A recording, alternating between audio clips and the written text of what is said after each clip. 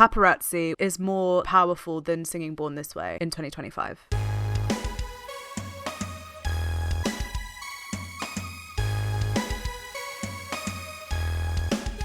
Hello, you are tuned in to Starstruck with Big Pink Energy, who is me. Maybe you're here for a chat about pop culture, music news or gossip, or maybe you're here because secretly you are in love with me. Not if I've got lipstick on my teeth. Oh God, no. Alas, we're here today to talk about, obviously, the Mayhem Ball Tour. It's actually Brooke squared today because I'm joined by Brooklyn. Yeah, 2 Brooks. So there's 2 of us. Mm-hmm. I was thinking we could say, like, if we did a promo for this episode, we could say be there or be square. Oh, that's so good. Yeah. Be square. And then I was like, let me quit while I'm ahead. Alas. If you have a Twitter account, you probably have come across Brooklyn's tweets. I love your tweets. Thanks. So, yeah, let's just get into it because we both love Gaga. We're both, very excited for this era. And before we started recording, we found out we might also both be going to the same Mayhem show, which is very exciting. Yeah, just I haven't been bothered to log into my AXS account to check. I guess we'll never know until the day comes. Exactly. Okay, let's get into it. We have so much to discuss. I've actually written a bullet point list because so much has happened since I've done like a Gaga episode, which doesn't even feel like it was that long ago. But obviously the main thing is we have kicked off the tour. The tour has started after months of us speculating and wondering what it is it's going to be, how similar it's going to be to Coachella, what's going to make the set list. Are we finally going to hear Love Drug? Does she remember ARTPOP? All these things, we finally got our answer. And from what I've seen, everyone seems pretty happy, which I'm shocked by because normally there are complaints and meltdowns. Yeah, it's always a nightmare. Exactly. So it seems pretty well received, no? Are you happy with what you've seen so far? I'm so happy with what the set list looks like, at least. I mean, I was already really happy with Coachella, like that whole set. Like, even if it was going to be that set again, I wouldn't have minded because I was expecting maybe she'll throw on a few more Mayhem songs because it's the Mayhem tour. But I mean, yeah, I was really happy with it, especially with like Aura and stuff added and Million Reasons. I wasn't expecting that, but Million Reasons is the one thing I would change. I'm just going to say really? it. I can't even pretend. I was thinking, do I just pretend that I have nothing to complain about? I can't do it. I'm really sorry. Million Reasons. It's Million Reasons. I mean, I like the song. I do like the way that they incorporated it into the set list. Like I'm glad it's not just like a random piano section. At least she tried to make it like more theatrical. But yeah, it is a bit strange. Like it on the set list. You know what? The only reason I complain is because think of what could have gone in its place. Like that's the thing as well. Yeah. 911 would have made sense thematically. It's the full song. Yeah, like Replay would have made sense. It's that slot could have been used for something else. That's all. That's literally my only negative. And also, I should say at the top of this episode, I don't know what you're thinking about spoilers. Are you just like not letting? You're fine, you're just watching everything, or you're maybe being careful. For me personally, I'm looking at pictures. I'm trying to watch videos with sound off, so I don't spoil completely everything. Obviously, I saw the Coachella show, so I've seen The Art of Personal Chaos, but like the new songs she's added, I'm trying to just like not completely spoil everything. I don't mind seeing like the costumes and stuff because I don't think like my experience of the show is going to be changed if I've seen like what leotard she's wearing personally. Yeah. But like if I like watch the performances over and over again and like know the way she sings them live, like something like Love Drug, for example, I'm trying to avoid watching like the videos of those. But so you can experience it. Exactly, because it's hard, isn't it? Because like the UK dates are like months away, so we've got a while. Yeah, I was even surprised when I seen it a few days ago. It was like, oh, Mayhem Ball starts in like 2 days. I was like, what? Like my show was until like near the end of the year. Yeah, so, that's it. We need to save ourselves. Yeah, that's it.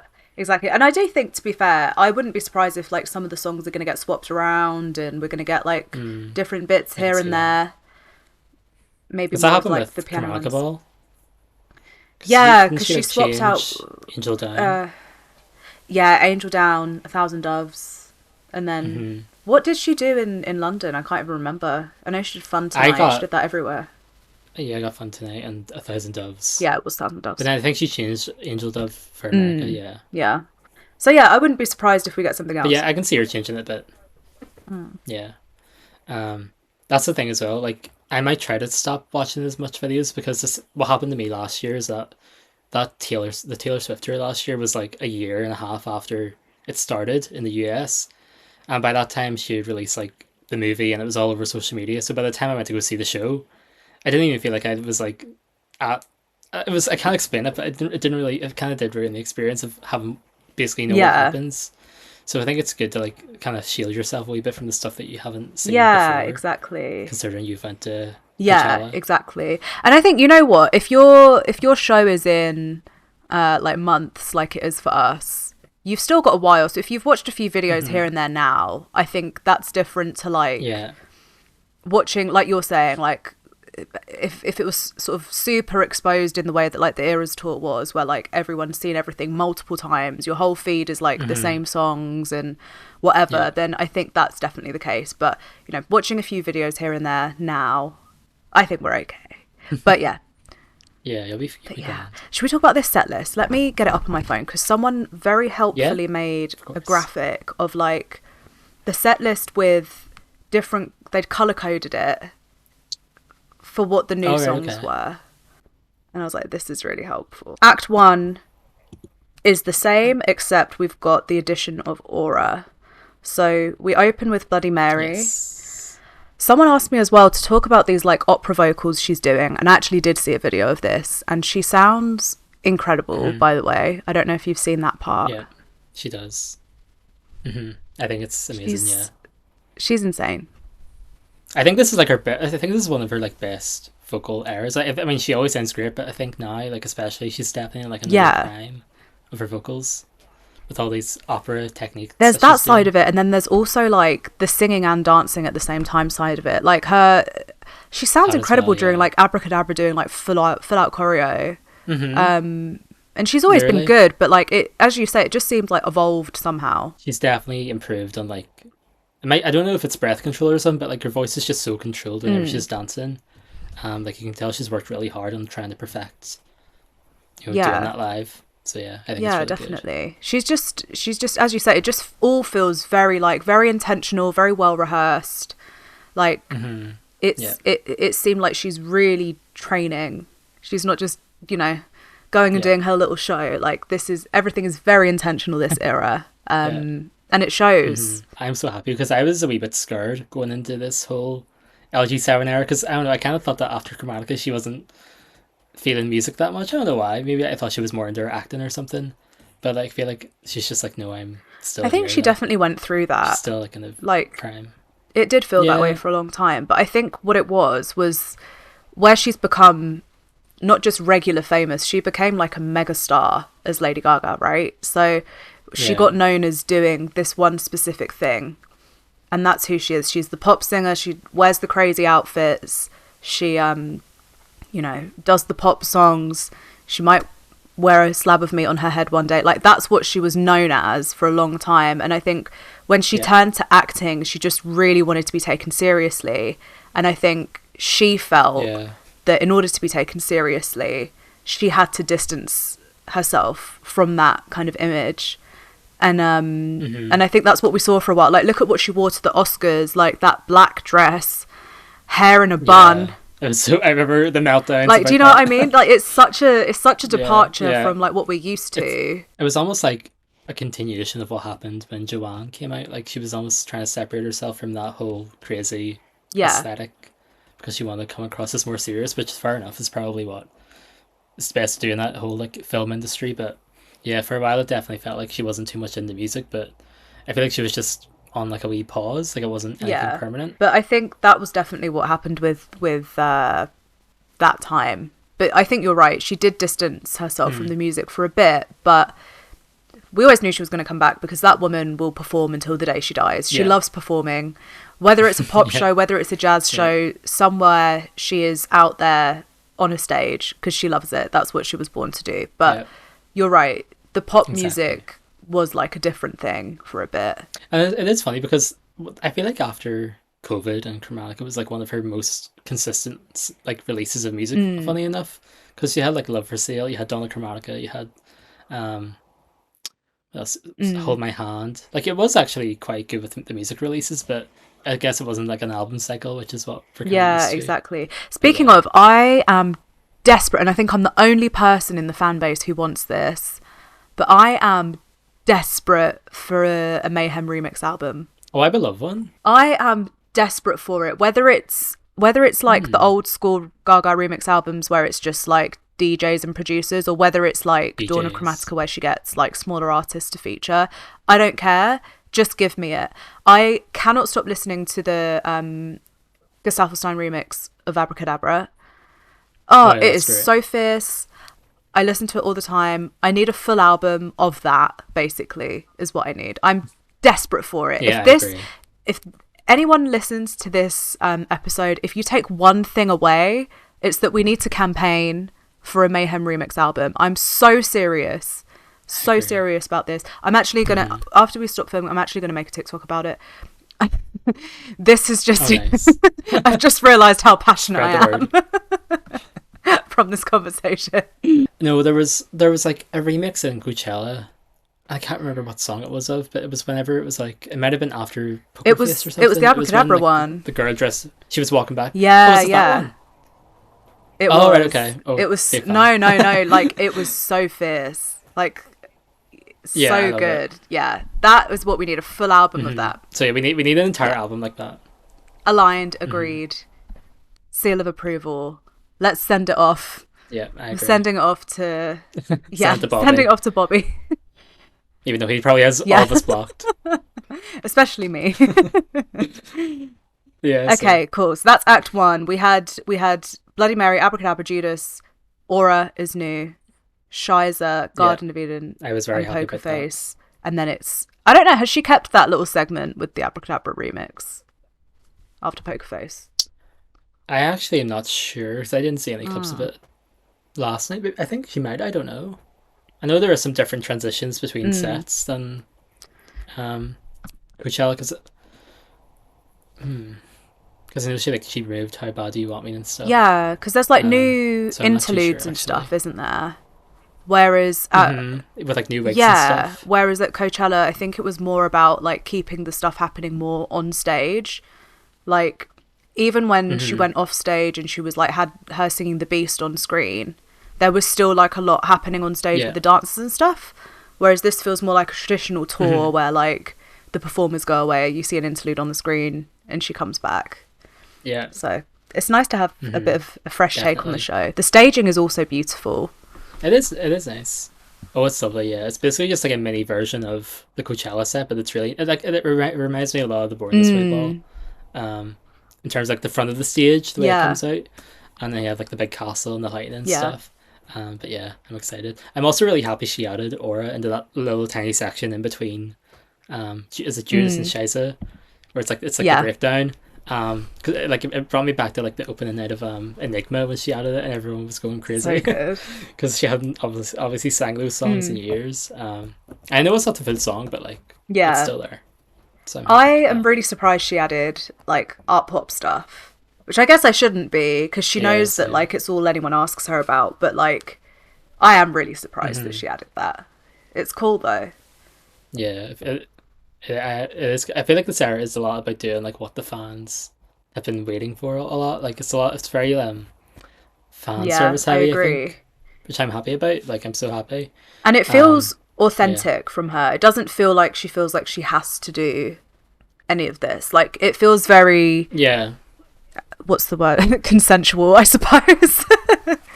Like when she first spoke about like the art pop petition like years ago, that didn't feel consensual. Oh my god, I forgot about that. How could you forget about that? that Oh my god, that's just brought back so many memories. that felt like she was basically being held at gunpoint by the entire She fan was. base. Yeah, she was. She was like, Yeah, fine, I like art pop. Like I'll DM DJ White yeah, Shadow. I and then, like, surrender. boost him. It was very that, but this feels very like a consensual. No, I'm gonna sing your favorite songs for you. Yeah. Especially because they're very like small parts. Like even applause is very short. Right. So I feel like it's just enough for her to be able to like, okay, this doesn't traumatize me and like a lot, so you can have it. I love that. And like playing art pop at the end as well. Oh yeah, that's So cute. cute. I think she loves that song, so She does. should, because I think it is maybe the best song on art pop. Controversial. I think. It is very. That's actually, I see a lot of people say that actually, and I can see why. But I would love that. I think is it my favorite? I don't know. I have such a hard time picking a favorite art pop song, but sometimes it's Aura. But one song from art pop that I wish was included on the set list was Mary Jane Holland, That would be because fun. it's so like that and Disease are very like, I've always just thought they sounded kind of similar. Oh, a mashup between those would be so cool. Yeah, that would be so know. cool. And that would be fun about like I would have loved that. because I really do think there is like a through storyline in her whole discography about how like she's seeking fame, found it, traumatized by it, used substances and things to like experiment with escapism and living halfway between reality and fantasy or whatever. And then Mayhem is like her going, okay, all of that is true, but I'm comfortable with it now. So I feel like, yeah, Mary Jane Holland would make sense with like the theme of the show. Yeah, like substance use and stuff. But yeah, I think one of my mutuals made like a mashup of it when I tweeted about it once, and it sounded so good. It was like, I think it was the end of Mary Jane Holland and then Into Disease, or the other way Oh, around. that would be so cool. But the beats are very similar, so it worked quite well. I'm gonna have I think there might to. be a mashup on YouTube. Yeah, I'm gonna have to look up if anyone's made that, because that would be sick. My favorite art pop song. So I think the best song is art pop, but my favorite song is actually Sex Dreams, because I love all the slutty songs she does. Yes, it's so good. Of course. If she gets to the studio and she's horny, then it's my favorite song. They're always the best songs. To be fair. And then the best song live from art pop, I think, is GUI.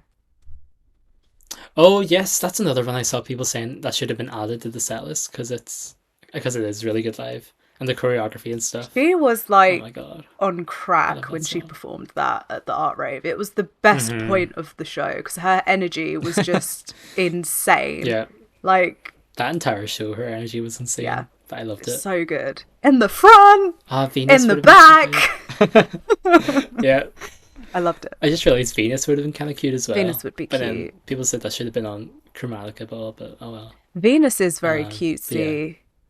I guess it would. I feel like she could have even done like a wee part of it. It would have been fun. Yeah, Venus would almost go with like the "How bad do you want me" kind of vibe, or Summer Boy. I obviously, as I say, I'm watching clips, small clips, and trying to avoid the things I haven't heard. So like, Oh, I yeah. haven't watched Summer Boy, and I don't know what point.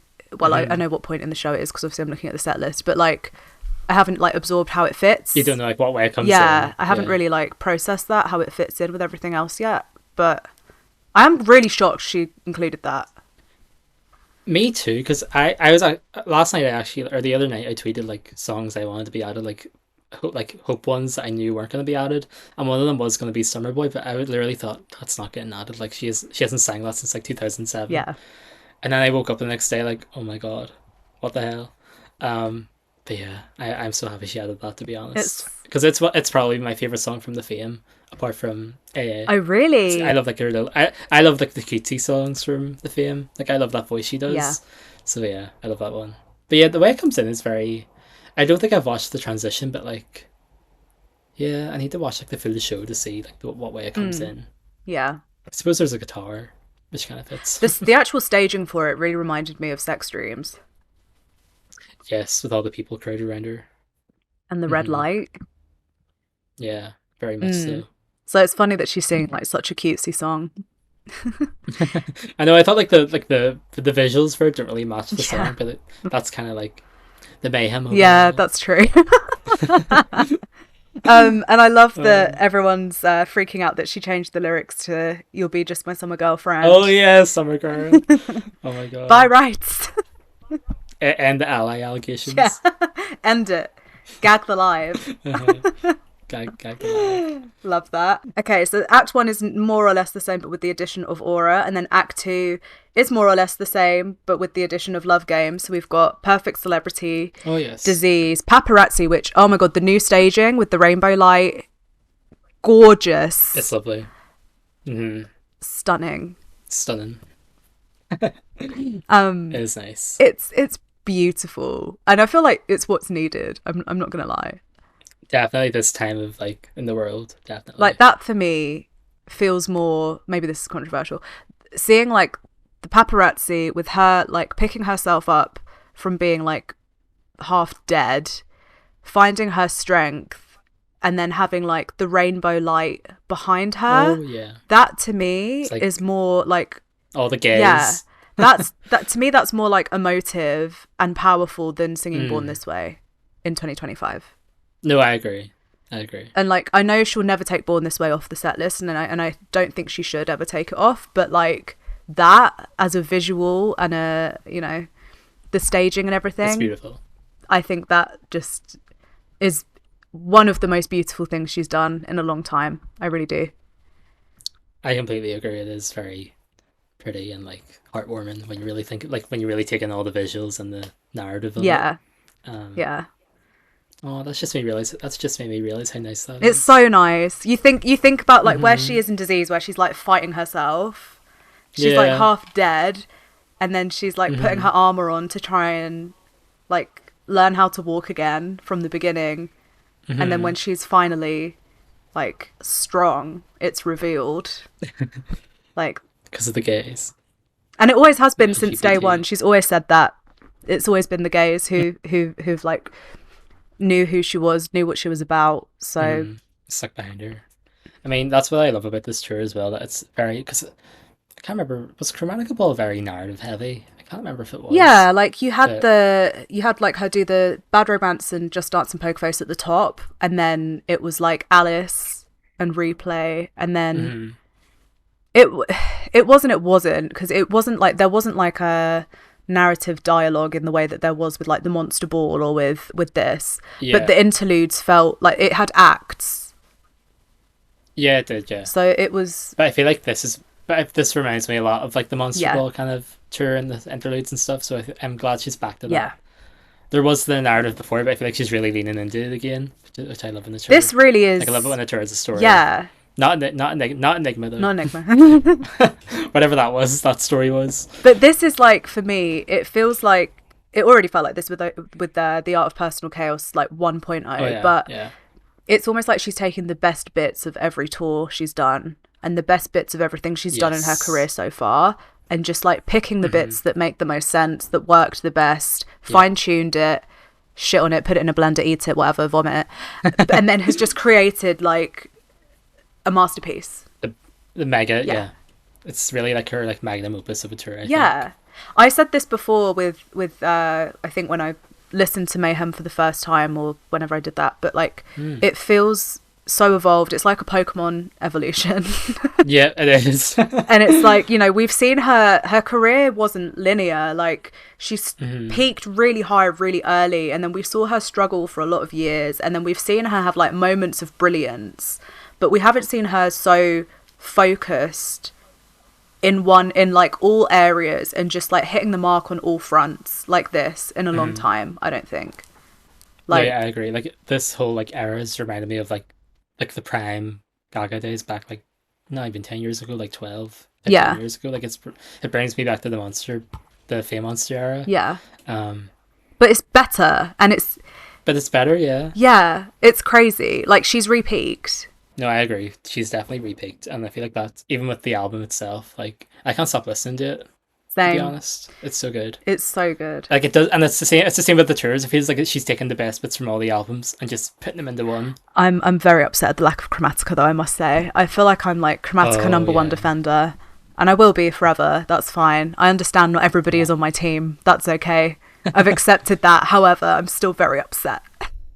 I wonder if it's just because it's so. But it's not even so new. It's like 5 years old now. I think it's just because the fans didn't support it. You know what? And I've said this before as well, but I'm going to say it again. Sorry, you've got me on a tangent now.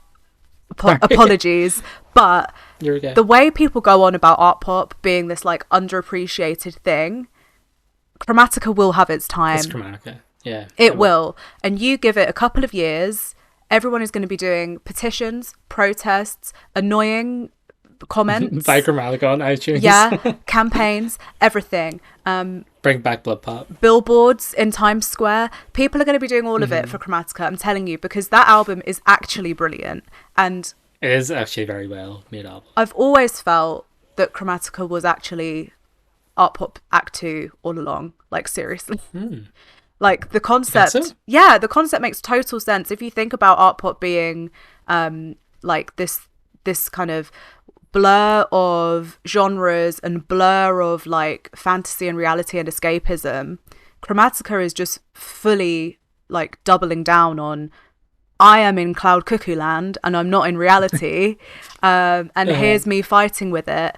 I see what you mean. And it's like taking all of those concepts that like started out in ARTPOP and bringing them through into like a metaphorical place called Chromatica, which exists in the mind. So like it makes sense. Like you can't tell me you've got songs like Mary Jane Holland where she's like, I think I can be fine if I just pretend to be this other person, and then you've got like Dope where she's like reeling from like a bender of just like not facing being in reality, and then you've got to go from that to then like 911 where she's like, I'm my biggest enemy. It all makes sense. It really does make sense. So this is my prediction. Chromatica is going to have its ARTPOP moment. You guys eventually will appreciate it if you don't now. I just hope that Gaga listens to you, because I've been saying this for a long time and she's not listened to me because we haven't got replay on the Mayhem Ball set list. I'm very upset about that. I think that's the one song that would fit really well on Mayhem Ball, because it's all about that and 911 struggle. Yeah, those two specifically. Yeah. And she doesn't even have to do the original versions, even if they were just like snippets of vocals in an interlude or something. Just something. Just mention them. Just something, please. Like, we don't need to have Rain on Me. I love Rain on Me. No. But we don't need it. Like, don't need Stupid Love.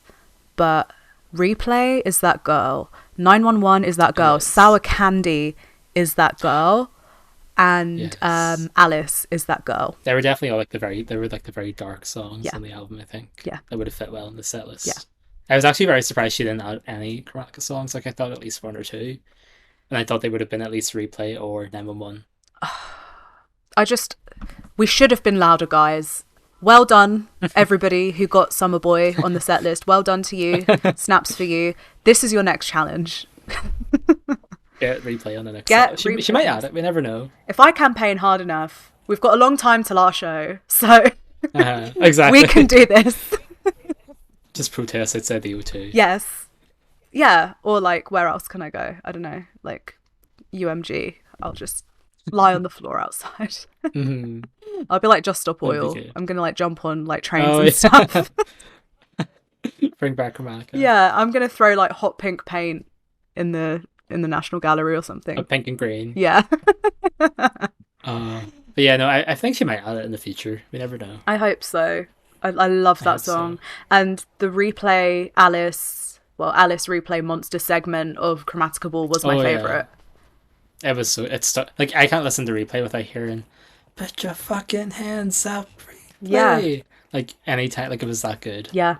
So good. Oh, I loved it. How dare you, Gaga? How dare you? You did that. You removed the best. And then you wouldn't give it to us for this tour. Okay. I know. I see you. A Million Reasons is on it. And Million Reasons is there. Come on. I feel like that's maybe where it should have... I think where it should have went in the set list. Yeah. We got Love Game back. Maybe like... As well. We got Love Game, yeah. I'm always happy to see a Love Game. It's fierce. Classic. It is fierce. And I think, you know what as well? I feel like with the way people are like having a bit of Kesha renaissance, I feel like there really is a nostalgia for like 2008 to 2010 specifically. Definitely. And I think that's what she's leaning into with like putting Love Game back into the set list. Yeah. In some way. Though, having said that, I am raging that Telephone is nowhere on the set list. And I know everyone hates on Telephone, but that's my favourite like pop song from Gaga. Really? Like that's like that is my absolute because like I loved it. Like that video like changed me as a little boy. Like I used to watch it all the time as a kid. Like, it was like a movie to me. Like I loved it. Yeah. like me and my mum used to like sing it in the car and like pretend to be Beyonce on the way to school. But I loved it. Like, and I'm raging it's not in the set. I know people say like it's like just too basic for a lot of set lists, but I like it. So I'll say this, like I'm going to Mayhem with my two best friends who haven't seen Gaga before. It's their first Gaga show for both of them. And I was like, when we had Coachella, I was like, oh, I'm so happy like she's ditched Just Dance, Telephone, Love Game. And they were like, what? They were like, no, we want to see those songs. And I was like, yeah, but she's done them loads. And they were like, yeah, but we want to see them. So I'm happy like they get to see them, especially my friend Lizzie, because she is like Beyonce stan. So she's never seen Telephone live. So that would have been really nice. And then my friend Kana really wanted Marry the Night, but we all want that, sweetie. I know. And funny enough, the one of the best performances of that was in Belfast. Really? Here on the at the EMAs. It was the one with the big moon. Oh, of course. Yes. And I was raging. I wasn't allowed to go. Someone in my class went and I was like raging. I'd be throwing hands. But yeah, she needs to bring that back as well. I can see that going back. Yeah. That maybe not. And that makes sense with the theme. Replay. Yeah. I think, did she not repost a TikTok about someone Adam Marry the Night? I feel like she's just reposting shit. I feel like she just sat there on her phone just like, yeah, love you guys. I don't think she's really at all times like fully clocking. Like when everyone was like Marry the Night confirmed on the set list, I was like, that is not what that means. No, it's just her liking the video. That is, yeah, she's the equivalent of like Tina Knowles on the internet. I was about to say, it's like Tina Knowles. Yeah. Like by Tina Knowles. Yeah, it does not mean shit. She's just on the internet. That's all it is. She's just pressing buttons. She's just pressing buttons. Okay, cool. So we've talked about Act 1 and Act 2. Let me go back to this set list and open my phone. Okay, so then we get Act 3, which is quite new. We have Killer and Zombie Boy, which are new. I haven't watched the videos, but I've seen the staging with the big skull. And the new costume looks incredible, by the way. Love that. Oh, yes, like the rose. Yeah, the black rose the dress. Black coat. It's like a countess kind of look. Yeah, it looks so cool. I love that. It's fierce. I'm a bit scared of the visual effects they've put on her face during Killer with the skull. Oh, yeah. Yeah, bit scared of that one. But other than that, very happy. And then we finally get Love Drug, which I'm avoiding videos of. Yes. Though I will say I am a wee bit sad that she removed like the dancers from Killer with like the big pointy. Yeah. Like they look like those aliens from Star Wars. Yeah. Like give me like Jabba the Hutt's palace or something. I loved it. And I love like the little dance she would do in that like leotard. But I mean, I actually haven't watched that many videos of Killer. Yeah. Because there's just been so much more at the tour that I've been watching. Yeah. Maybe I like it during the show, but I kind of wish she brought those dancers back. Yeah. But I am really happy that she changed Zombie Boy because it was cute, like the whole skeleton thing, like it was fun. But I think I'm glad she added like the Tudum choreography because I think that really fit the song more. Oh, cool. Okay, so I've been avoiding videos, but I'm glad she's done. Oh, no, shit. It's not a spoiler. It's not a spoiler. Don't worry. Oh, right, okay. I don't mind. Look, okay. Just knowing something it's fine. I'm not watching the videos. Okay. Seeing it is different. Yeah, exactly. Okay. I'm glad it's got. Yeah, I really liked the original one, but everyone like had a lot to say about it. So I'm glad she. I didn't mind it. I thought it was fun. I'm glad she's done it just to shut people up. Yeah, true. I mean, I didn't mind it, but I think after seeing the Tudum performance, I was like, okay, I need that version on the tour. Obviously, cut out all the Wednesday stuff, but like, yeah. I think Zombie Boy is my favorite song on the album, so I'm glad it's got like a good, like an evolved version. Yeah, I love it because it reminds me of the Fame. In a weird way. Like it reminds me of like the demo of Beautiful Dirty Rich, with a Summer Boy and Disco Heaven. You know what I'm talking about? Like the whole like the Gwen Stefani-esque vocals on that demo during the bridge. I can't remember. I'm gonna have to dip back in. Oh my god, and find so it. Good. I made like a shitty mashup like weeks ago, but I didn't post it. But it sounded so good. But yeah, that's my favorite song. So I'm glad she evolved it a wee bit. But I was happy. I did like the skeleton. I thought it was funny. Very cute. I liked it. I thought it was cute. Especially when she went, yeah, with like the skeleton hand. Yeah, that was so funny. She's Lady Haha. Yeah, she's Lady Haha. Okay, so after we've got Killer and Zombie Boy, we finally get Love Drug. Mm-hmm. Yes. Have you watched videos of Love Drug? I have, actually, yeah. And is it good? It's good, yeah. I mean, not too much goes on, but I don't think that song needs too much going on. Like, it's very, No. like, strutting, like, Does she have walking like around song. wind in her hair? I would say so, because she's walking around the stage, so she's passing the fans. Oh, okay. But I mean, I don't know if there's an exact like choreography, but I mean, but it does look she's like twirling her dress and stuff and Okay, flicking her fierce. head and stuff. That's So all I yeah, wanted from that song was yeah, just her to be like there, like looking hot, hair blowing in the wind, just be like, I don't wanna feel, and then just like, yeah, yeah, like a big, yeah, like glam moment is what I wanted. yeah. From It's that. very glam. It's very glam. Okay, cool. I'm excited. And then after Love Drug, we get Applause and Just Dance. Yes, which I'm And I very saw happy she about. does the ARTPOP hand choreography. Mm-hmm. Yeah, and it's weird because it's like a shorter version. Like it does like just the intro, and I loved it when like it started. Like you could see her like smiling a lot, because everyone started Aww. going crazy because it's obviously art pop and Applause wasn't on Chromatica Ball, but yeah, it's so good. And like there's like a little like instrumental bit near the end, which Right. I'm actually kind of happy with because I love the instrumental of Applause. I think it's might be my favorite lead single to be honest. So I'm really happy it's included. So Yeah, yeah, it is a it's good. fierce lead Though single. she has changed the choreography, which I'm not too happy about. Oh, really? Yeah, it's like a new choreography. I think it just I think it's good, but I'm so attached to like the art rave and the music video choreography that I'm like, oh, Aww. but it's But it's almost like it's a bit of a love letter that she's given it new choreography in a yeah, sense as that's well, true. though, I Yeah, guess. yeah. That's quite sweet. And Just Dance. How much does she do of Just Dance? Is it like the full song or is it a bit? I think it's the full song. I was watching it just before we got on there, and it seemed like the full song to me, if I remember correctly. There's a cute little like dancing bit at the end, and she has like a really nice pose at the end. Like it's and she's wearing like a Aww. she's wearing like a little leotard. And, like I don't know if you've seen it, but it's like just a leotard. It's like a wee bit of, like purple, like you see like a purple bra thing or pink, and she has like Yeah. curly hair, and it looks very like it's just straight out of that Fame era. So Aww. yeah, it's like a love She letter to that loves that era. song. Yeah. Yeah, She loves Just I can Dance. see why because Mm, it was her breakout. But yeah, yeah. it's great that whole part of the show. Aww. Oh, that's cute then. Hmm. Yeah, that's just like the bop part of the show. It's just Yeah. like straight bops. Hmm. And then we get Shadow of a Man and full version of Kill for Love. Yes, which I was gagged at.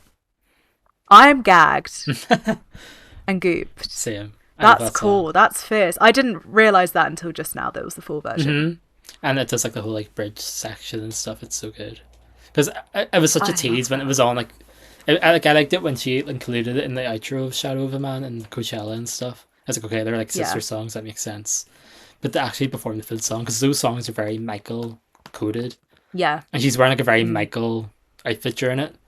So like Mm. again, it's like a love letter to all of her influences and like her just favorite styles of music. But Yeah. yeah, it's so good. Though I will say I do miss the bob. I miss the bob. The bob is nice because it looks like Born This Way era. Oh yeah, It yeah, looks like yeah. Teal Gaga. Shout out to Tail Slut. Yeah. Yeah. Also that. But yeah, I do. Yeah, I think the bob's cute. But I am happy. I'm not mad with the new hair. Oh, I am excited that she's done full version of Kill for Love, but I have to say, of the two bonus tracks, Can't Stop the High is my favourite. oh, I was actually surprised she because of Kill for Love's in it. I'm surprised she didn't add Can't Stop the High. Considering like why would you add one and not the other? But Yeah. would I prefer that or Can't Stop the High? Because I think that deep down I do prefer Kill for Love, but Can't Stop the High is so like Born This Way, and it's so good. It also it sounds the most like Disease to me, and Disease is my favourite Yeah, on I think it was probably written in Mayhem. that time where she said like she was originally going to make a full album like Disease and Perfect Celebrity, and then Michael was like, no, you Yeah. should just make like whatever. But Do what you want, do what girl. you want, yeah. But I would like to see that album maybe one day. But yeah, I'm surprised she didn't add it. Maybe she will by the time our show. Maybe she'll switch that out. Like one night she'll do Kill for Love, one night That's she'll true. do Can't Stop the High. I can see that. That would be fierce.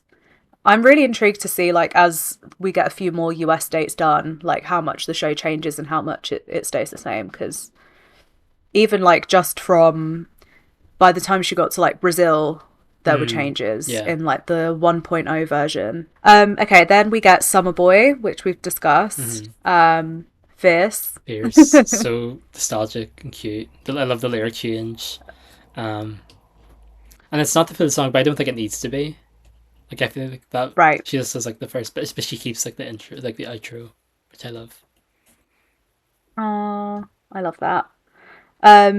Born This Way, which was their last time, and then Million Reasons, which we've discussed. So yeah, Born This Way. It does actually it has a very nice, not to spoil, but it has a very nice, like, it has a different kind of intro. Like, it's Okay, weird. It's nice. like more of a slower intro, though. Like, it introduces the song more slowly, and it's like not really spoken word, but she talks, and then Million Reasons. I just watched that before we came on because I seen a clip of it, but I wanted to see how it was incorporated into the show, and it actually is kind of well incorporated into the show. Like, there's a lot of like theatrics going on, but then it kind of disappears when the song actually starts, and it's just like the album version basically. Um, Oh. but I feel like she could have went without doing the full song. Like, I feel like it could have been a shorter version. Could have been an email. It could have been an email. Yeah, it could have been a It TikTok. could have been. It could have been a few notes while she did something else. Yeah, if we're being it could real. have been like at the end of Shallow or Like, something. Like, do you ever yeah, the way like at the end of like Virgo's Groove at Renaissance, Beyonce had that little bit where she like sang little bits of songs from her discography, yeah, like something like exactly, that, like something along the lines of exactly that. that. Yeah, that's what she could have done. Instead, we've got Million Reasons Like with again. all her ballads, like she could have done Brown Eyes with a dope, Million Reasons, Yes. Thousand Doves, Angel Angel Down. Down, um, Yeah. Speechless. That should be on the Oh, set list. that would have been amazing. Speechless needs to be on the set list. Desperately needs to be in the set list. Absolutely. Okay, then after Million Reasons, she does Shallow, which I've seen is on the boat. I love that. I like his. What I love about this show is that there isn't really like a piano section. And I do love her on the piano, but I remember one of the complaints about the Chromatica Ball was that she was on the piano for too long. Because it was a good, like, was it 30 minutes or something of Yeah. her just sitting at the piano? I don't know. But like, I am happy with the way It that was she's only done. like 3 or 4 songs, right? Was I it? can't. I just remember seeing Trying people to think complaining now. that it was too long.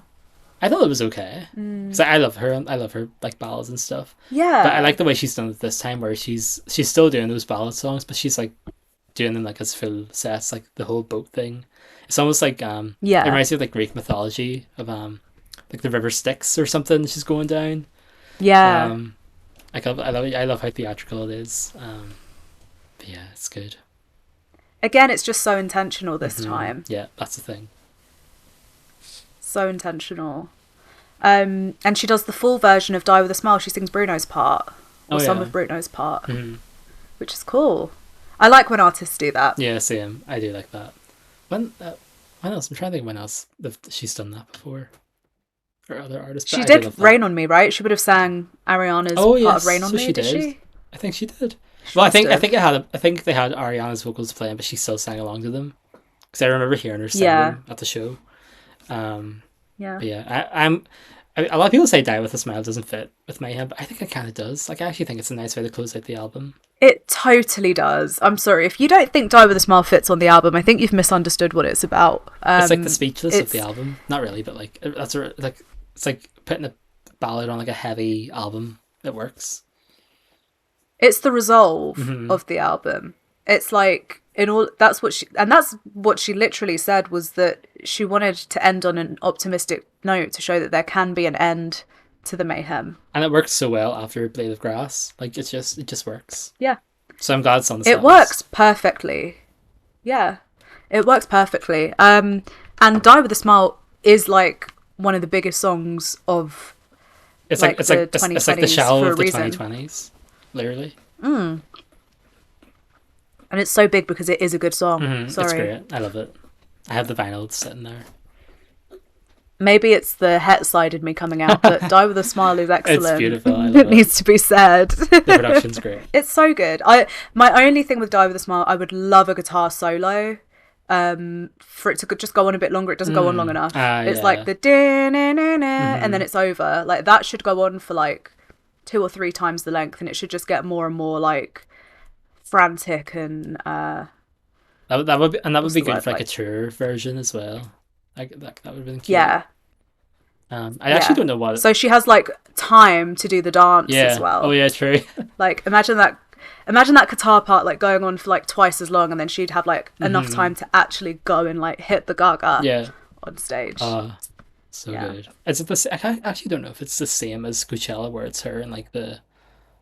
I'm trying to think of what she wears during this section, because I know it's not the big blue dress. Again, it's not with the headpiece. It's like black. It's like black with like the silver kind of military-esque. Oh, is it the same shadow of a man like that? Outfit? Is it? I think so. Oh right, okay, yeah. Cute. I think so, but I think she's got like a veil or something. Oh yeah, so she does. Yeah, I remember it now. Something like that, and then Vanish Into You, and she's kept the walking around, going into the crowd moment, which I think that's perfect for that song, because it's such like a fan. Yeah, I know it's kind of like. It's like it was meant for the fans, but it's obviously it's meant for someone. But it works so well as a fan dedicated song. I don't think there's any other way she could have done that song live. To be honest, no. Yeah, I agree. Yeah. It's so cute, and that's another song. I know we talked about this already, but that's another song I'm almost like surprised by her vocal ability in to like do that chorus and be like jumping up and down with the fans. Mm-hmm. Oh yeah, that true. Yeah, takes like a really well-trained voice needs to be able to do that. I agree. I had the same feeling watching the Coachella set for the first time, and just seeing her jump around in the crowd like amongst all those people and still be able to hit all the notes. Yeah, like it's great. I challenge anyone listening to walk up and down the stairs while trying to sing the Vanish Into You chorus. Like you, Gaga's a superstar for a reason. That is not an easy thing to do. I do think she is one of the best performers in that sense. Like her what do you call it? Like her endurance. Her endurance is so. Just next level. Stamina. Yeah, like she would be a great runner. Maybe. Yeah, I don't actually. know. Like, doing that run, yeah. Yeah. And then we get the finale, which is Bad Romance, which she's kept the same costume but changed the wig. Yes, I've seen discourse about this wig. Yeah. I've seen a lot of discussion about this wig. I think it's cute.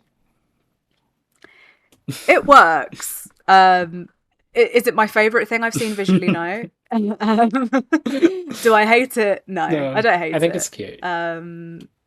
Yeah. It's just nice to see actually just something different. Yeah, it's nice. I do just laugh every time I see it though, because someone said she looks like a little baby. It's just so much, isn't it? It's like so heavy. Yeah. It's like such an amount of hair to then be wearing feathers. Yeah. It's a lot. It's a lot, but it's cute. She still has the big finger things on, I think. I don't know, actually. I'm not sure. Because then that would be really hot. Yeah, I'm not too sure.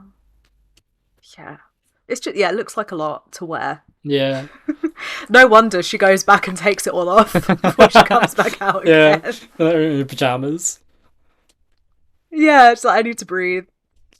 Give me my Skims. But yeah, I do like the Bad Romance set. And I love that she's kept the title as the final act as like the eternal aria of the Monster Heart, because I don't know if you saw, I spent a long time on one of these podcast episodes talking about like what the meaning of Bad Romance was in the context of the show. And basically my interpretation is that Bad Romance is our song between us and her, and it will forever be that.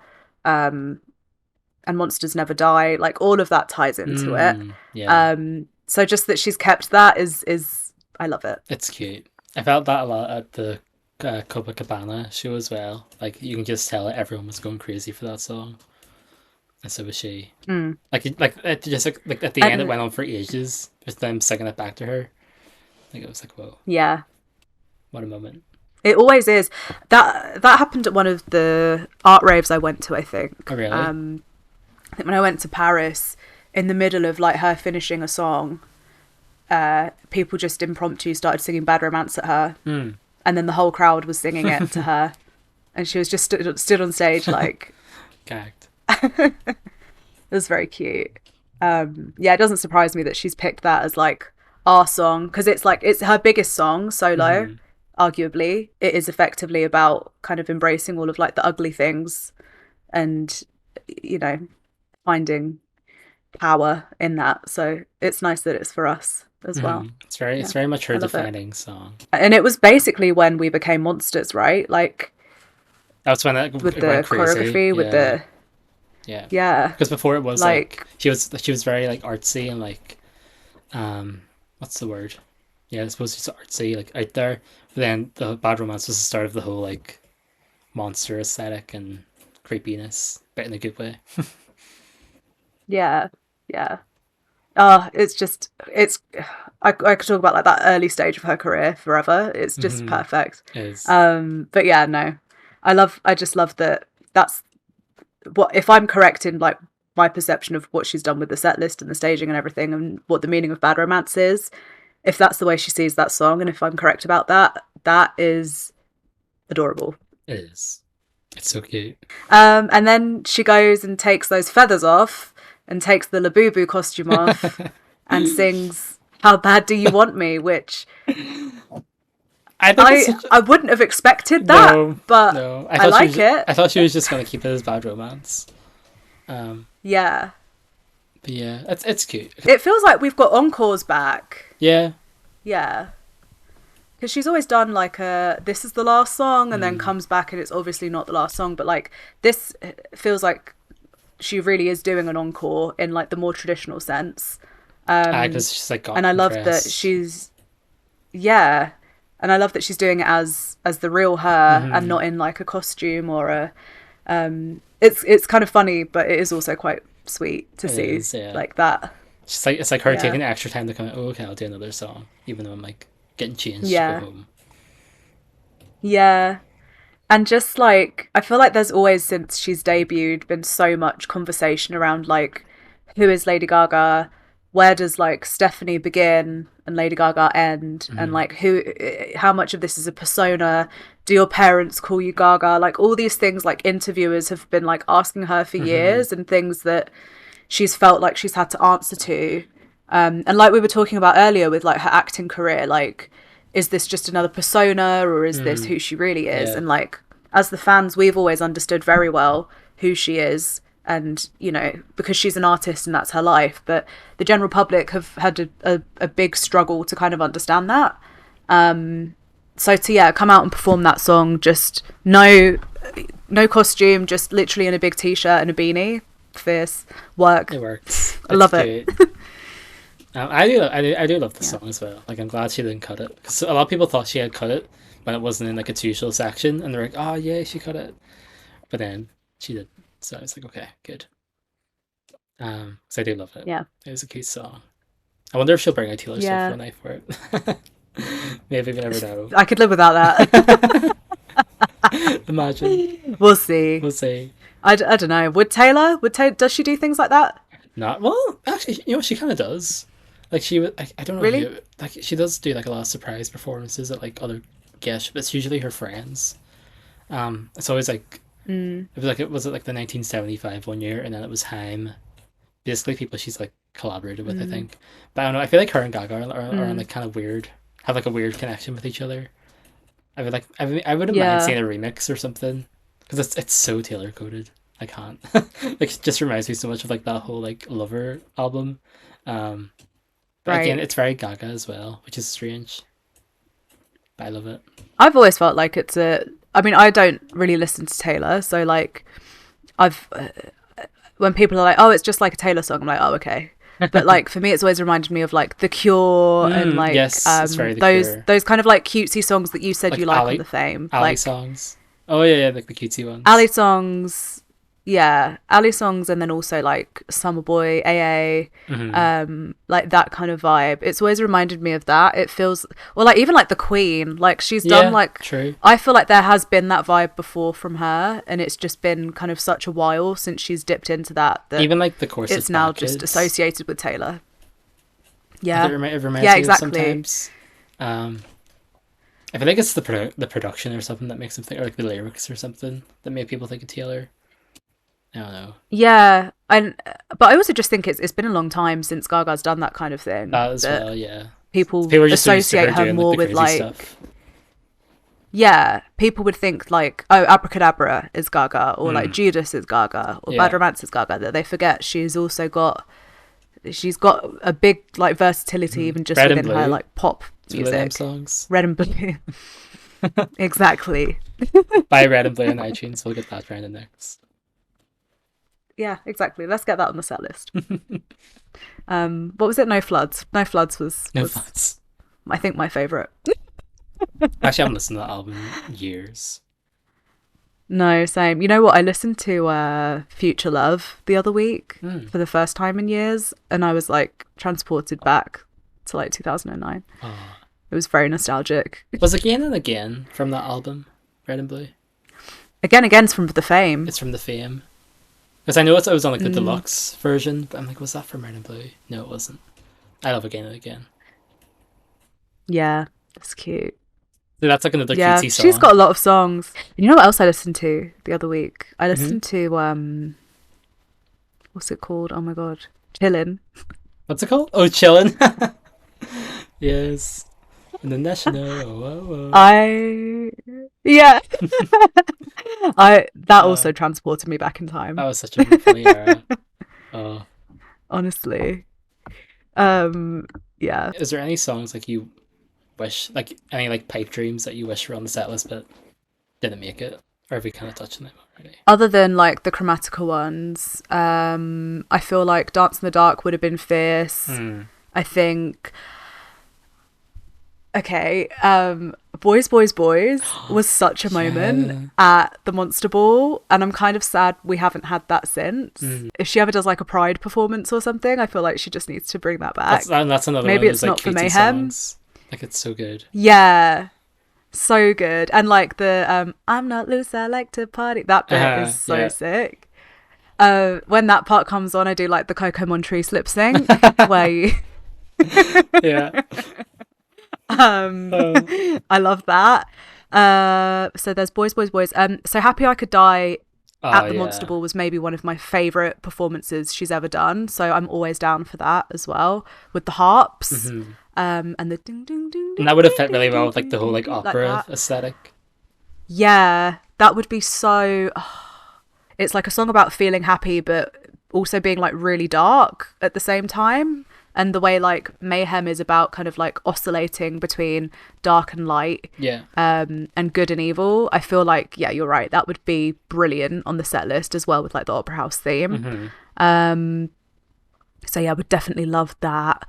What else? I think everything on the Fame Monster is incredible. So when you said Speechless, actually, that really, like that would have been incredible. They're very similar albums. I feel like any of them could have been on the set list. Even Teeth, I don't care. Bring back Teeth.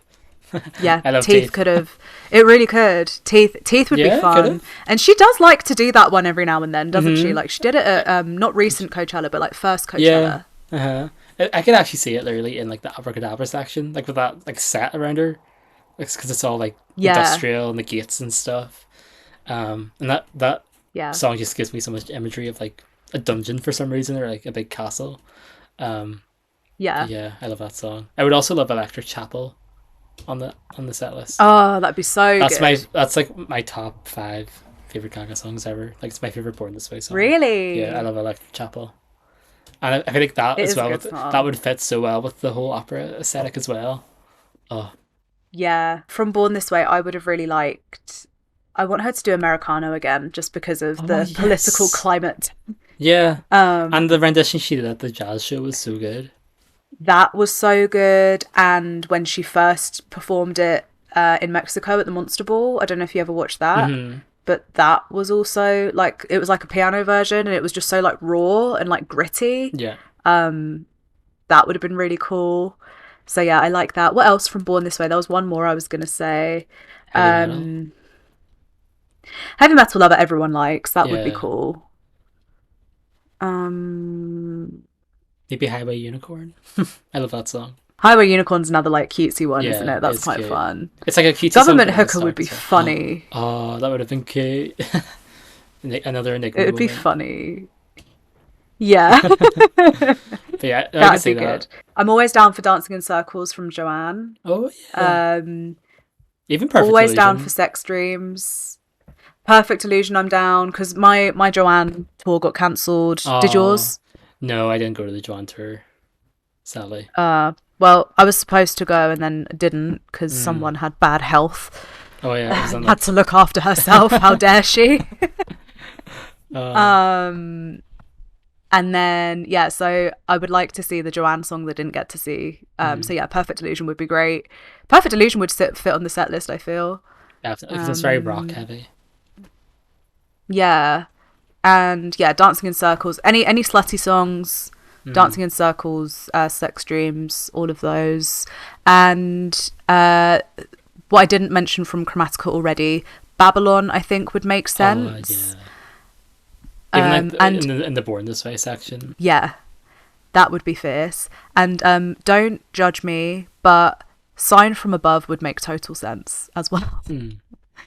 If you think about the theme of the show being like between like being famous and being not famous and being good and being evil and the light and the darkness in your life, what it's always come back to for Gaga, I think, has been the music. Yeah. So Sign from Above, I think, would be incredible. And just that song, it's in general is like the most like batshit concept for a song I've ever heard. Like when she was talking about it in like yeah, the Elton John feature is batshit. Like the theory behind it. Did you listen to like the yes, the Zane Lowe. She's like, well, it was like there are two universes and like a feminine sound wave. And I was like, what is she talking about? The word, like the theory that the world was created by a sound wave, a sign, and then it's like split into two, and that's what we're looking at. And I was like, what? And that's the world that I live on. And then Zane Lowe was just like, yeah, I get it. Like that is perfect. So batshit. It's cracked out, and I love it. So yeah, I'd be happy to hear Sign from Above. What else on Chromatica? There's one more I'm forgetting that I really like, but Alice, Replay, 911 and Sour Candy 100%. And then if not, Babylon, Sign from Above, Thousand Doves I even like. That's another cutesy one, I feel. That is one of the most underrated songs in my opinion from Chromatica. Like I love it. Yeah. Like, I remember I was driving to my friends one time and it was during COVID, or it was like the summer of COVID, and like you could like go out with your friends and like small groups. I remember I was just driving around Belfast picking up my friends, and like it was like nighttime and it was raining, and that was on. Like that's just driving in the rain in the city to that song. Like it's so good. Like it's one of those songs. I love it. So good. Oh my god! You know what you've just said? I didn't really fully have appreciation for "Don't Call Tonight" until I had a moment like that where I listened to it. Oh yeah, it's such a driving song. Where is that on the set list? It's a nighttime song. You don't listen to "Don't Call Tonight" in the daytime. No. If it's light outside, don't listen to it. Where is that song on the set list? So like I am surprised she didn't add it in like a little bit. Even the bridge or something, she could have added in somewhere. Yeah, I guess if she's doing "Kill for Love," which isn't even on the album technically. Yeah. But maybe she'll add it. Maybe we'll get a bit. Yeah, I'd be down. I think that song took the longest to grow on me from the album, because I love the bridge, but it was the rest of the song I was like, wait, what? But then there was just one day I couldn't get it out of my head, and I was like, okay, I like this song. I think I literally got that song 3 weeks ago. Yeah. It's taken me that long. Yeah, literally, I wasn't that far off yet. Hair, Body, Face, okay. Oh, another Ali song. So good, right? Heal Me. Oh my god, like a medley would have been so good. Heal Me. That would be so good. So cool. The gag of when that leaked in like 2017 or something, like them recording it. I was like, I need that song. I'm gonna have to listen to that when we hang up, because actually I've forgotten how good that song is. It's so good. Yeah, Heal Me would have been cute. I wonder, would you want to? Because I know it's a big trend now for artists to do like surprise sections of there's like an acoustic set where they'll play like a new song for each show. Like, I think Dua Lipa had one at the last show I was at. Yeah. Like I wonder if she would. Like, I would love something like that for her to do like a deep cut. But like you just know all the songs would be like Tea or like Onion Girl, and she'd be like, "Fuck off." Yeah, people would be so annoying about it. I bet. Yeah, like you saw that whole like Voices of Mayhem was all like bad shit stuff. But like I would love it if she sang Brooklyn Nights one time, because I love that song for obvious reasons. Well, of course. Yeah. Yeah, well, of course. Uh-huh. It's for us. And She wrote exactly. it for us. And like that like one clip of her at the art rave singing it, I'm like, oh, that really is. It's such a I live, know. like it's such a concert song. That one makes You me need. cry for some reason. I don't even know why. Like I've never lived in Brooklyn. I've never had a boyfriend from Brooklyn, but for some reason when It's just so she like, does the outro, it's just so like whimsical or those something. last notes. Yeah, it's like those last. It's not that I don't wanna. That part. It's like, oh my god, girl, I'm there. I'm there with you. Like that really. I'm at your walk up Like, and like looking at the keys in my hand and everything. I literally feel like I'm like going over the Brooklyn Bridge while I listen to that song. Yeah. Or like waiting by a bus. Like it's very like Sex and the City vibes. Yeah. Like her, like her, like getting away, like running away from Big or something, or like just leaving his house. I need an edit of that immediately. Now. Yeah. Oh my god. Yeah. You know what I needed an edit of? Did you watch Severance? No, I really want to though. Oh, you have to watch Severance. It's so good. But I'm really surprised nobody did like edits of like the main characters with like Vanish Into You. That would have been like heart-wrenching. Really? Honestly. I thought of the final song I was going to say right. that would have been sick on the set list. The Joker. Oh my god, the Joker. Or that would have been so the Joker would have been sick. good. Imagine her just like belting, like the Joker is me. That would have like, been so on the good, like the stage. killer bit or something. Yeah, or a mashup with that. I would actually. And I love the guitar. Oh, I forgot about Harlequin. Haven't met. Speaking of that, I would actually love because I love this song. If Thing was on it, Happy Mistake. Happy Mistake. God, Yes. I love that song.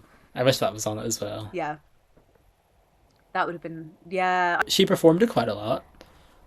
Or no, I don't know a lot, but she did Yeah, she perform did it on it. the TV show on SNL or something. yeah, she did a TV performance of it, didn't she? It's like one of the Jimmys. It is actually very Mayhem. Like people think it actually might be from, like it's a very Mayhem coded song. If you think about it, It definitely bridges the gap Yeah. between the so projects. I feel like that deserved a spot in the set list somewhere. Yeah. I would still pick the Joker over Happy Mistake just because I Yeah. just feel like It's the just- energy of it is yeah. so like So good for a concert.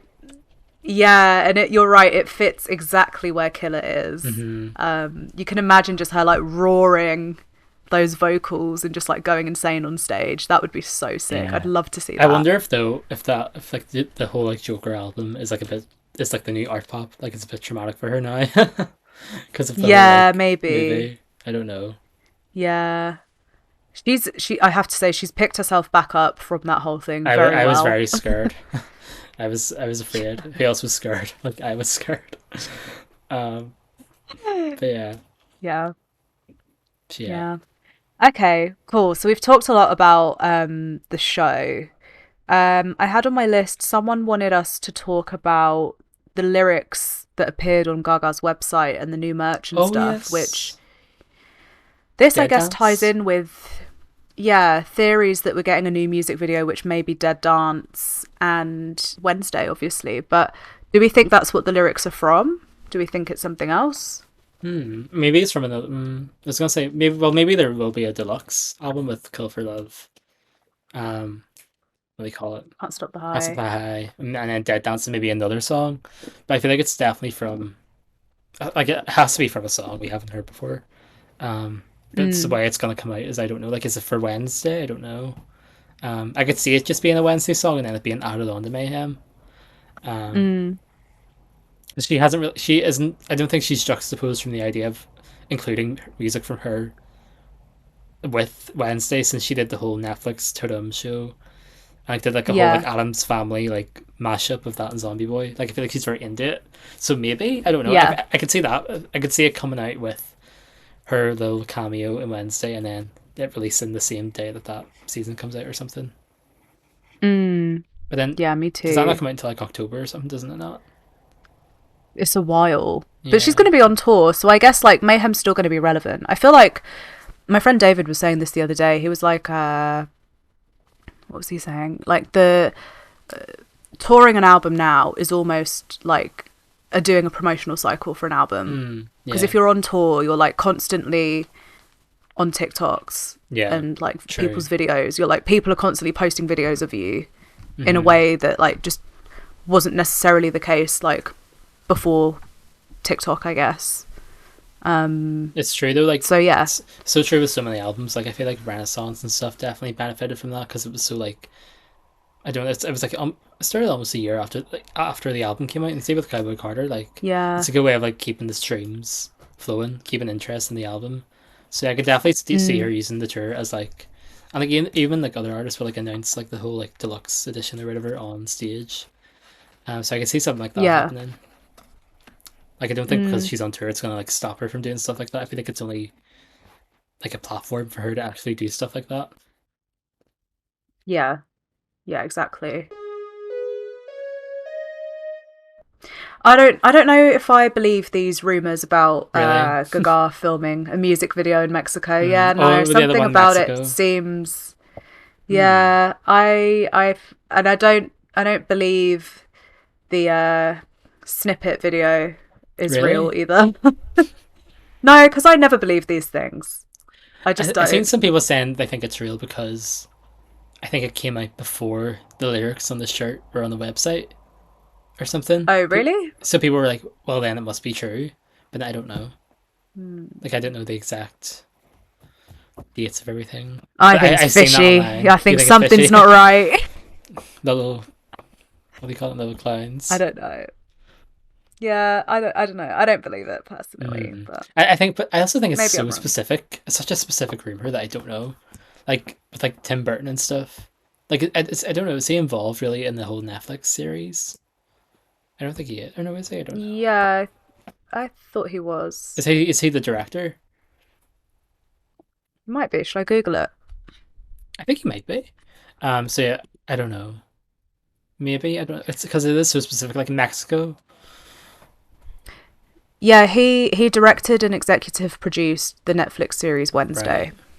So maybe I don't know. I think it could happen. And there was a rumor that like she filmed it on that like island of the dolls in Mexico. It's like that one like place where there's all these like old abandoned dolls.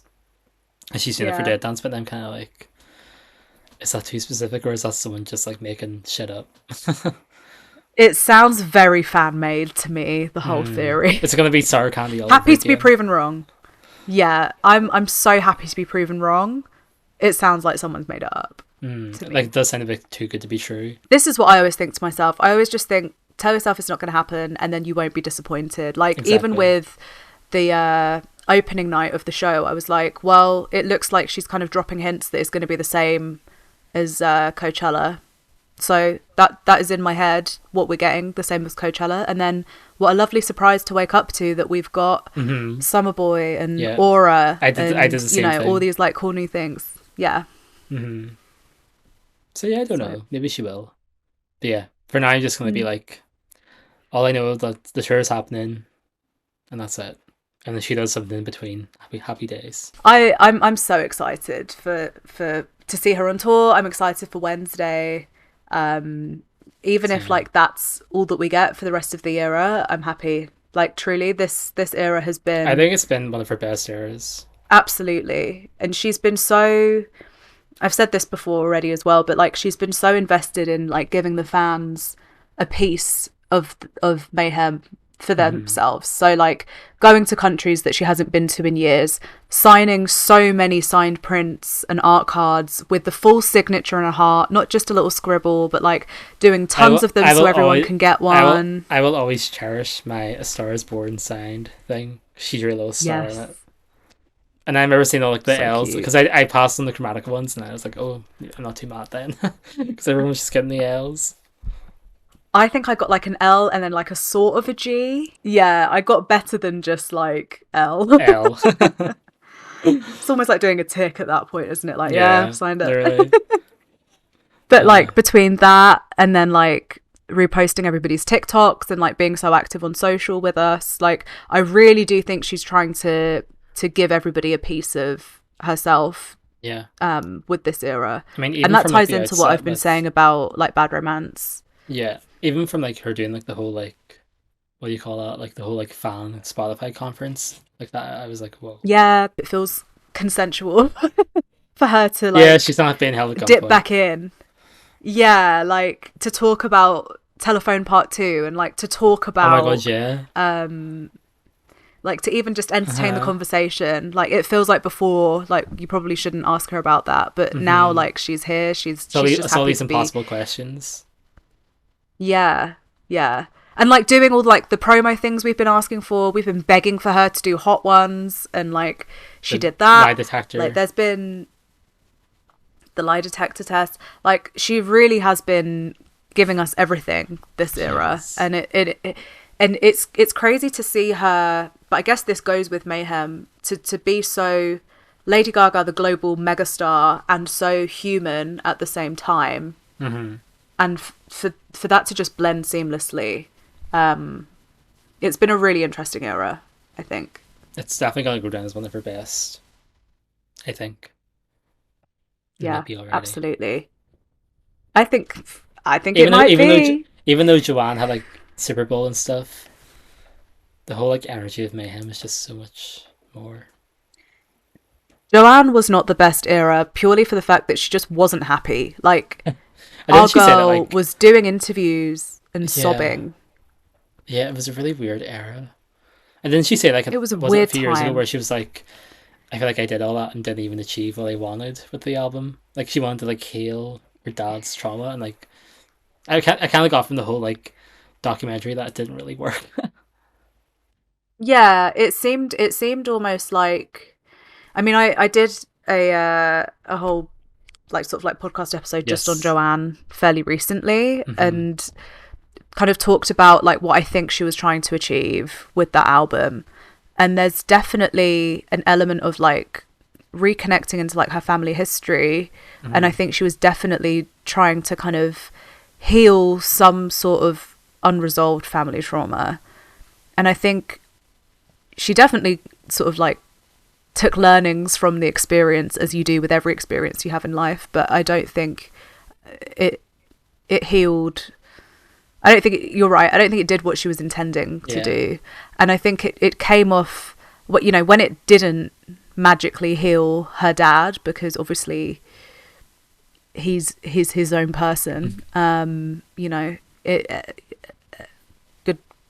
You know, it's great that she tried, but like he's an interesting person. But like, you know, when it didn't have that outcome, I think it just made her feel even more kind of dejected that she'd gone through all of that and then kind of alienated the fan base a little bit in the process. You know, calling herself Joanne, and that's the thing that gets me. You know, me too. Yeah, like the whole, and I get what she was doing, but it was quite out there in like a weird way. Yeah, I feel like Joanne was something that she had more fun making than promoting, for sure. Yeah, you can tell like that you can tell in the documentary. Even with like Florence and stuff. Like I loved that a little bit. Yeah. Oh my god, bring back Hey Girl. Very controversial song. Everyone I talk to has a different opinion on that song. I like it. I love the bridge. It's so cute. Like the whole like walk me home bit. But yeah, I don't mind. Yeah, that part specifically, I feel like if you're a woman, you understand that through and through. Like that's lived experience right there. Really? Yeah, absolutely. But yeah, I can see why. At the same time, I can see why people don't love it. I like it. I'm quite similar to you. I like it for what it is. Yeah. And I feel the same about Come to Mama and Just Another Day. Oh my god, yes! Everyone hates Come to Mama because it like kind of brings back flashbacks to the whole Hillary campaign. But I think it's so cute. Like remember she like dressed in like it feels very Mother Monster. Yeah, remember she like dressed in the big Michael Jackson outfit and stuff and sang it. Like oh my god. And I think she did like vines or like musicals with it, and like I love Just Another Day. It reminds me of is it Brown Eyes? It kind of reminds me of like that instrumental. Oh yeah, yeah. Like I love that song. It's so cute. I love that era.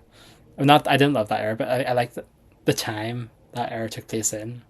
Like it was like that time of like school and stuff. So yeah, I do like Joanne, but yeah, the era was definitely a bit iffy, even though there was Super Bowl and stuff.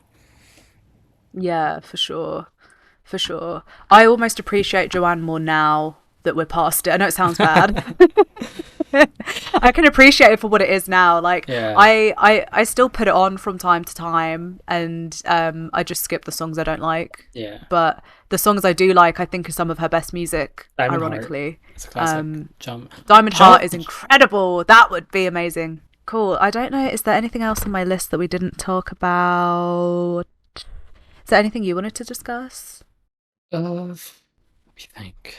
God, it's on the spot. I think we have covered a lot in terms of the opening night. I think we've talked about everything. Is she doing another Las Vegas show? Shall I look Is it there up? multiple nights for this? Yeah, I'll look it up so that I can see. Lady Gaga tour. It says yes, tonight and tomorrow. Okay. Oh, okay. That's good. So maybe we'll see some changes.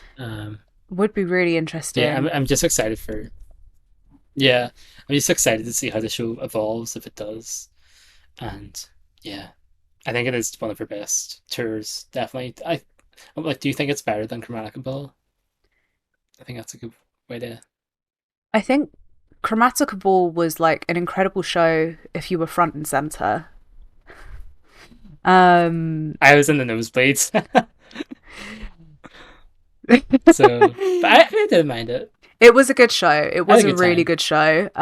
But I feel like from what I saw at Coachella, the Art of Personal Chaos is like, we needed Chromatica and the Chromatica Ball to happen to get to where we are now. Do you know what I mean? Like, you can to get to see that point. You can like you see hints of it. yeah, you can see the journey and you can see the evidence of it. Mm-hmm. As we said earlier, like, she's taken all the best elements of her previous work and just finessed it. And I think Chromatica is absolutely part of that footprint. I agree. And like it's actually like Mayhem as a whole has like really revitalized my like interest in her music again. Like I've always loved it, but I feel like during that, as we were talking about, where like the music kind of took a step back, I feel like I also took a wee step back as the other artists were like pushing their music more. Yeah. But I feel like now like I'm just like back into it all. I'm like re-listening to all these albums again. So like more often, and just being like, wow, like it's just classics. So yeah, I hope she adds more to the set list. Yeah, me too. more surprises. Like I would love Electra Chapel. Yeah, somewhere. that would be so good. Like that song is just so fierce to me. If you had to pick an album of the year that isn't Mayhem, ooh, what would you pick? That's a good question. Actually, let me check my Spotify because I was actually listening to Marina's album today. I know that's not album of the year, but I actually really like it. She's not album of the year, but she's very campy, and we love her. Yeah, I her music is very it can be hit or miss, but it's good. What's your favourites on what is my Princess of favourite album this Power? year? Oh, I'd say, I know people hate on Contissimo because it's a wee bit it's cringe, but it's meant to be. But I love Contissimo, and I also love that Final Boss. I love Oh yeah. because it's very the family jewels, and I also love I Love You, obviously. Like I think it's cute. But in terms of my album of the year, let me see. Let me look into my Spotify here. While you're doing that, my favourites on Princess of Power, also Contissimo, because it feels like Marina's version of Donatella to me. Yeah. It feels so similar to that. So I love that. Cupid's Girl, and obviously Hello Kitty. Hello Kitty is the campest it's so cute song ever. I love it. And like, I've seen people just like, I don't get it. And I'm like, great, it's not for you then. That's fine. Yeah, they don't get it. I will admit, when the snippet came out, I was like, oh, what? Like the whole like kitty go rah rah. I was like, wait, what?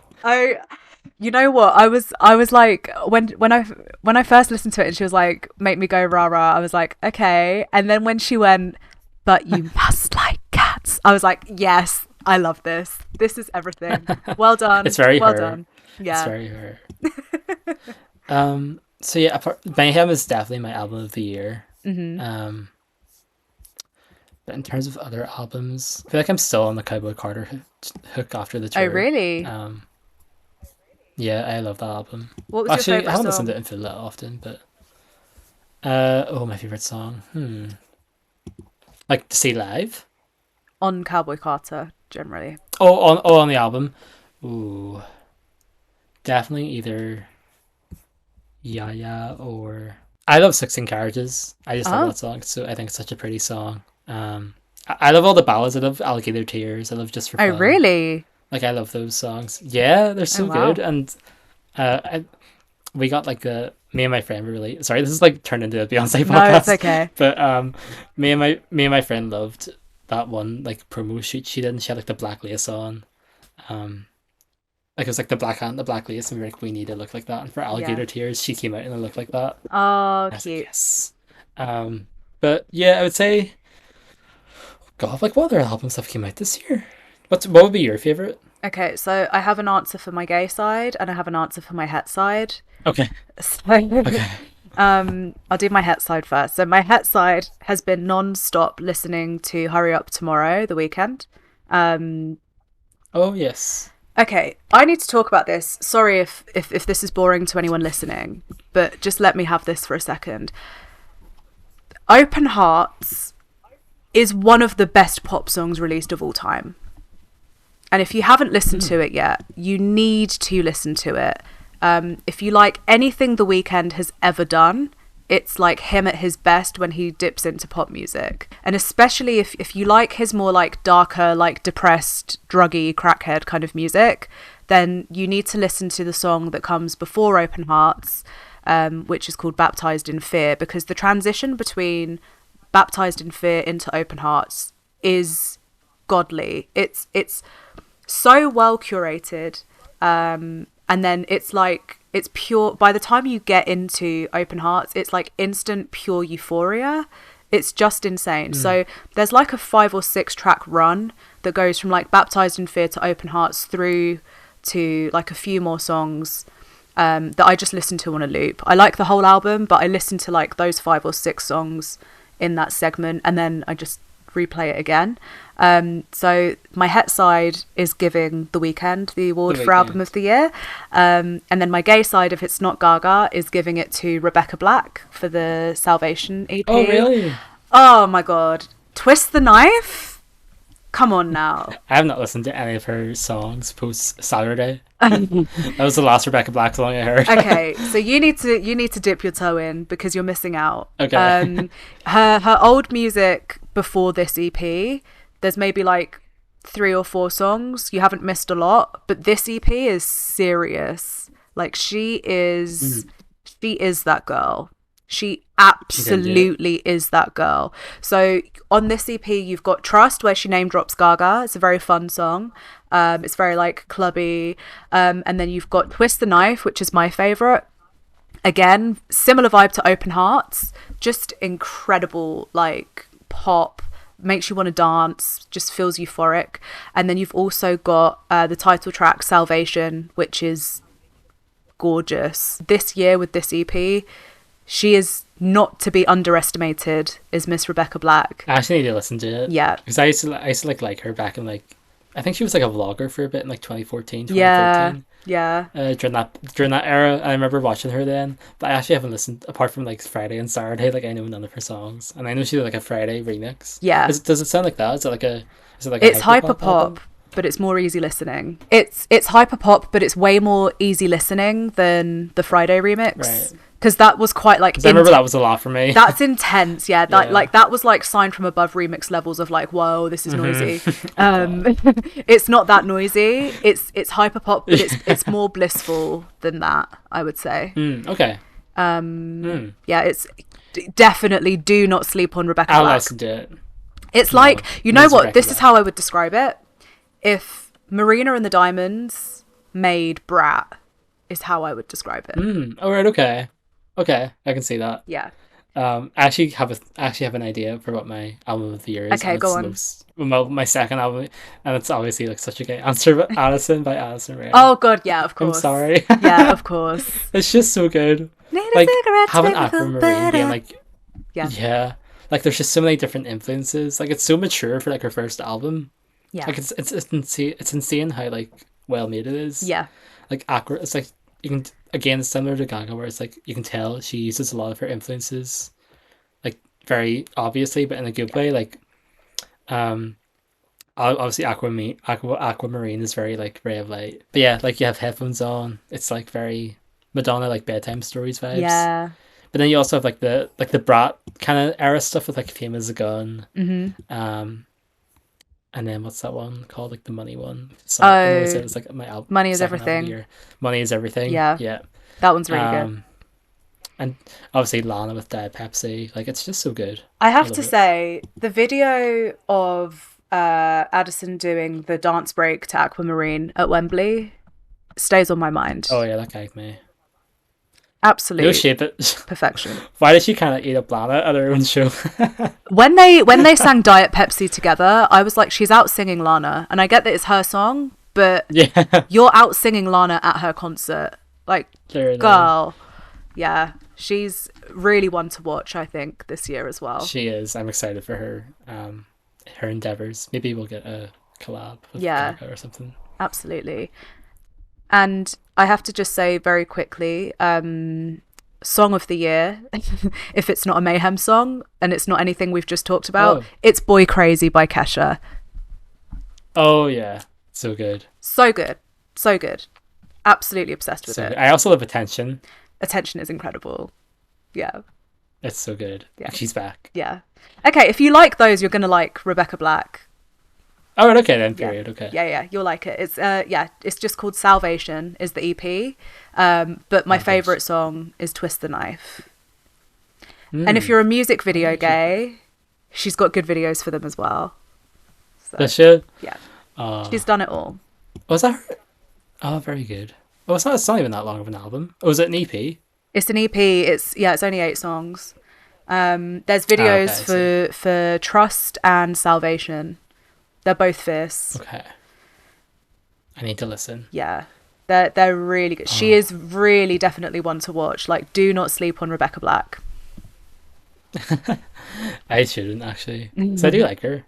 I just haven't listened to her music since like 10 years. You won't regret it.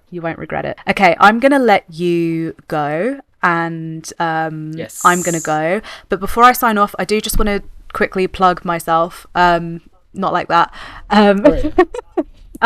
So if you guys, I mean, you obviously do follow me somewhere. If you're listening to this, maybe you don't, maybe you're a first time listener and you're still here somehow, but I have just reopened my Etsy shop. Please do go and take a look because I'm selling Gaga temporary tattoos, and they're very fierce. They're all Mayhem themed.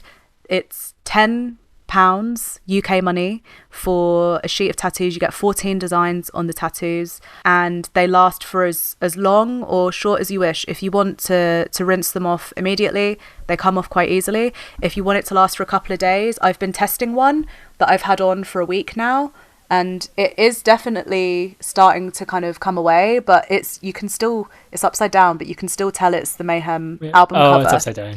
Yes. Yeah. So they do last if you want to keep them on your body for a long time, and if you want to get rid of them immediately, just use a little bit of oil and let it sit and it will wash away the tattoo for you. Super fun for the concert if you want to just like stick some Mayhem lyrics on your face, if you want to stick Gaga's face on your body. Yeah, definitely take a look. I'm already nearly halfway through my inventory, so depending on how popular they get, if they carry on selling the way they are, I'll have to order some more. But yeah, my Etsy shop is back, and I'm also selling some old stock of my Chromatica tights that I made a long time ago. I don't know if anyone wants those. What? I made tights, Chromatica tights. They were like pink. Oh, tights. Yeah, they're like pink with like the sine wave printed on in black. They're quite fierce as well. Cute. But yeah, so do take a look because especially if you're in the US and you're interested, you're going to have to order pretty soon if you want them to arrive in time for your show. UK people have already started receiving their orders, which is great. And if you have any questions, just let me know. But yeah, I just had to plug that really quickly. The link is I'll put a link in the description. It's also in my link tree, and the shop is called Shop Popcore, as in cottagecore and whatever else core thing trend. It's popcore, as in pop music. Shop Popcore. So yeah, I'll have to take a look. Yeah, definitely take a look. I can send you some actually. But yeah, eventually I want to do more like prints and stuff like that, because it's nice to like dip back into like creative little things. But yeah, if you have anyone listening, ideas for like things that I should sell or that you'd like me to make, let me know. And final thing on this, I pack everything myself, so if you're ordering from me, it's definitely from me. And if you want me to write any notes or anything, just leave a little note in your order and I can write you a message or whatever. So yes, that's that. Lovely. But yeah, the Etsy shop is back. I don't know if you remember, I used to sell all the patches during the Chromatica era, and that paid for like loads of my tickets. I think I do. I think I did it. Oh wow. But yeah, we're back.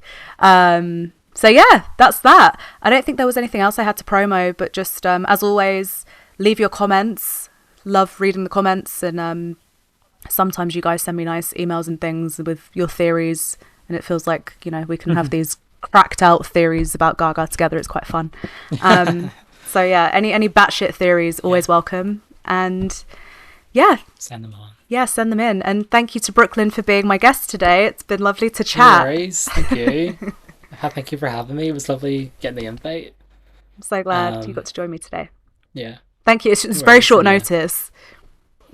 Yes, it was, but I was happy. I have no plans this weekend, so I was like, yeah, I'm free whenever. But yeah, the only thing I would plug would be my Twitter, so follow my Twitter account. Yeah, absolutely. So my follower account's been like stuck at the same amount for months now. I don't know why. Like, it's just been the same amount. So that's so annoying. I don't get it though, because like people still like my tweets and stuff and like follow me, but like, why doesn't it go up? I don't know. Mine just goes down, and then I'll have like one thing go like viral, and then it will just plummet after. Yeah. It will like go like up really, really fast, and then just gradually like dip back down by a couple hundred, and then something will go viral, and it's like a cycle like that for me. Yeah, Elon fucked it up. He has. He's fucked everything up. Website. Fuck Elon. That's the parting message for today. Yes. Fab. Well, everybody, thank you so much for listening. As always, best wishes and kisses. And we'll see you later. Thank you. Bye.